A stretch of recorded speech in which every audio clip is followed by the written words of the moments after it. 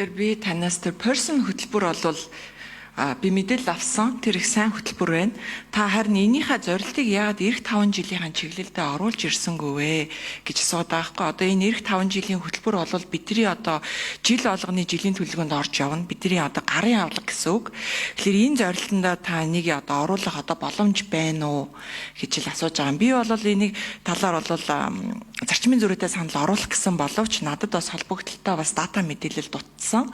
Тийм учраас таныг би энэ зарчмын зөрүүтэй саналаар ч юм уу энэ эх 5 жилийн төлөвлөгөөн дээрээ энэ сайн хөтөлбөрөөр тусгаад илүү дараачин төвшөнд бас энэ Монгол хүүхдүүдийг гадаад хэлэл одоо суралцах энэ төвшөнд хүргээсэй гэж бодож байгаа байхгүй. Тэгээд тэрийг хэлж байгаа. За 4 номер Наранбаяр сайд хариулъя. Баярлалаа. Бидний энэ хэрэгжүүлж байгаа ажлыг бас дүүнэж хэлж ингэж үнэлж байгаа танд талархал илэрхийлье. За ажлын хэсэг дээр ярилцаад болох байх. Хоёрдугаарт бол бид жилийнхаа төлөвлөгөө гаргадаг. Засгийн газрын үйл ажиллагааны тэн дээрээ бас тусгаад явах бас бүрэн боломж бий. Мөн одоо сургуулийн баг боловсруулалтаас хуулаад дунд ахлахын одоо ингээд шинжилгүүд сургалтын хөтөлбөр явагдаж байгаа.